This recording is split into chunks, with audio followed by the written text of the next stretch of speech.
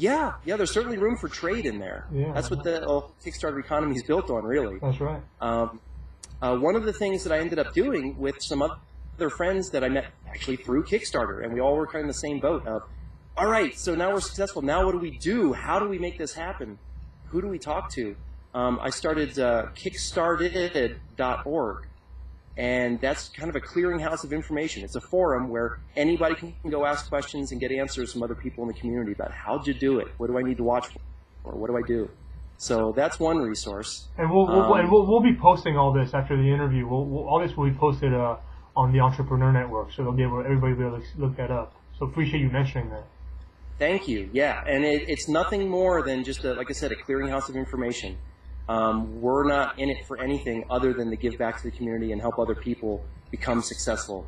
Because, I mean, Kickstarter basically changes everything. That's true. 2 years ago, this didn't exist. 2 years ago, I would have had been trying to find venture capitalists and angel investors and begging money from my family and maybe just maxing out credit cards. It would have been archly, but all of a sudden, here comes this thing called Kickstarter and Indiegogo, and now there's hundreds others that allow you to go ask for people to help support you and your idea and your dream. And you're not asking for tens of thousands from each person. You're asking for $5 or $20 or $50 from each person. That's right. And suddenly it's doable. I mean, that's not a hard thing to swallow. $50 to help somebody realize their dream, and you get a little something for it. And those those $50 add up.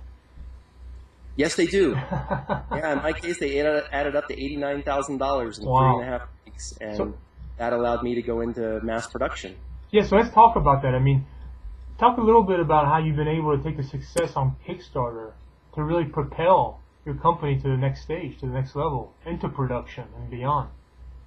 Yeah, so mine is basically a bicycle product. So I had gone to Interbike, which is the big industry show for bicycles in North America. And while I was there, I just started talking to people. I saw people that had what looked like their own designs, and there are small companies that were making stuff. I started talking to them, like, listen, I got another product that I'm looking at, and how did you do this? How did you actually go from your idea to actually now you're at Interbike displaying this for mass market? And it was great because all those people have been in my same shoes. And so they were very willing to answer questions and help out. And that's where I met a manufacturing agent. When you do work in Asia, you need a manufacturing agent. They're the ones that are your eyes on the ground over there and your program manager that you then can say, okay, here's what I want. And they say, okay, I know a company that makes bells. I know a company that makes streamers. I know a company that makes wheels and can do a frame. And they start collecting all in one product. And so that was a huge thing where all of a sudden it's like, okay, now with Kickstarter money, I can start talking to them about volume that they're interested in doing. If I was going to make 10 or 20 of these, nobody would, but I'm making 300 of them, and that's just the first order. And so they're looking at this like, okay, so this is a pretty good idea, and it can go into something much bigger. So that gives you a little leverage. I was able to talk with CAD designers, and I found an excellent one, who, of course, because he's so good, was totally overbooked. Couldn't help me out. He knew a friend that he had worked with and said, this guy might be able to do a little moonlighting. So I've got my manufacturing agent in Taiwan that I talk to. I've got a CAD designer in California that I talk to. I've got another manufacturer for plastics that I met through Big Wheel Connections in Ohio. So this really is a virtual office, and I'm working out of my house here. That's amazing. So how about retail?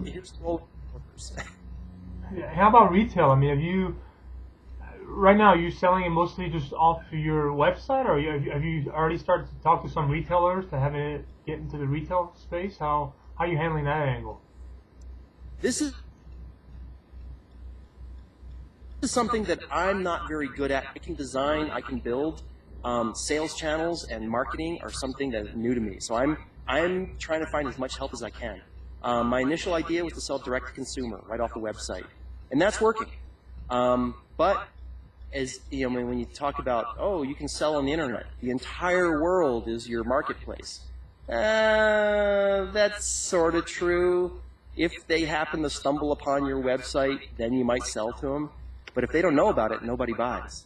So you need more exposure out there. And that comes in the way of, I go to a bunch of festivals, bike swaps and cycling events and different charity events I'm helping out with. That gets the exposure. Through that, and going to the Interbike show, have been introduced to a lot of bicycle shops that are suddenly interested. Oh, we'll carry a few of those and see. From that comes distributors going, oh, wait a minute, we could just network on the East Coast. And then, then there's mass market people that start showing up going, oh, okay, so for our big box store in 2013, I need you to fill out this 4-page application for your product. And so these are things that I had never anticipated before. Rental fleets, all kinds of opportunities are out there. Oh, no doubt. Yeah, the rental fleets. I think rental fleets would be a great one, for sure. And I would rather rent this than a boring old bike going around town. I mean, if I'm visiting Boulder, I'd much rather be riding on that than riding on a bike. Yeah, and it's like your own personal parade whenever you're on this thing riding through town. I do it just kind of to get around and do stuff, and if I'm going to be in town and going to meet somebody for lunch, I'll park a few blocks away and ride this thing around, and it's just so much fun. Yeah, and like just like you had Jimmy Fallon already jump on board. I mean, I just see this as such a celebrity item. I mean, I think celebrities would jump on this. It's so cool. The show stuff. I'm hoping Sorry, we'll get a little connection mixed up here. Can you hear me? I sure can. Were you able to get any other celebrity interest since the late night show? Not yet. So that was kind of a fluke, but I've actually had some other interest from TV shows and movies, a commercial. So there's more media interest along those lines. The celebrity side of it yet we haven't tapped into completely. All right, so let's talk a little bit about what are the biggest lessons you learned. If you were talking back to yourself 18 months back, what are you telling Matt 18 months ago? Wow, there is so much. Or let's pick like your top. Let's pick your top 5. What do you smack Matt upside the head with?